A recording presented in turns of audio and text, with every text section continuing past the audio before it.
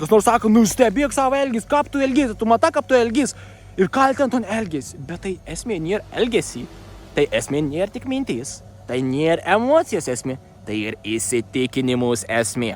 Tavo įsitikinimą, kur tavo gyvenimą. Ir tie įsitikinimą gali būti bet kas. Dabar pavyzdžiui, ką pavyzdys. O aš kažkodėl tiku gilę pasąmonišką, kad negaliu uždirbti daugiau negu 1000 eurų. 1000 eurų negaliu uždirbti. Ir dargi aš nekiu su tokiu emocijų, su tokiu suvokimu beviltiškumu, kad aš niekada, tu tik tikitau, kad niekada neuždirbti daugiau negu 1000 eurų.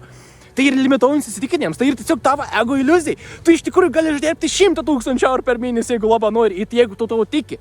Nes kam esmė, jeigu tu tikiesi, kad aš negaliu to ir to ir to, tai ir mano šitas lobas, tai ir dalyks, ir tu iš tikrųjų gali pralėpti.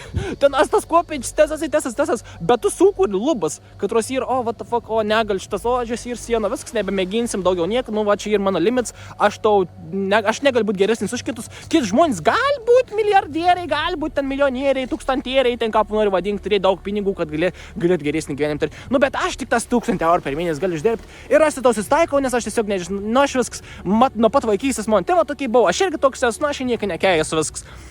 Tu grina įamžini ton. Įsitikinimą darys viskon, kad įamžintų savi per tavi. Duos tavo emocijas, pasakos tavo istorijas visokius. Jis nesąmonės, kad nebandyk to dalyką, neišeik iš komforto zonos, nedaryk to, nes bus taip ir taip ir taip. Ir tu patiki galvoji, blemba, jeigu aš lipsiu ant to stogo, aš tikrai nukrisiu, nors žinau, kad ant to stogo ir tas grina, tas žmogus, kad išdrįs kažkodėl užlėpti ant to stogo. Ir aš nežinau, kažkaip monegu sako, kad neliepti, ir aš neliepsiu, ir aš bijau. Ir karoči neišdrįstu ir viskas. Geriau ir kažką padaryti ir turėti patirtį, negu niekada to nedaryti.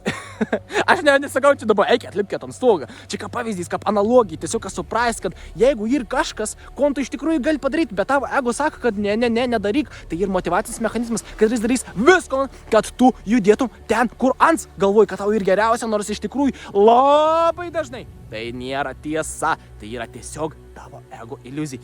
Įsitikinimą savi įamžin, toks yra absoliučia procesas, anie tep gyven, tep egzistaun.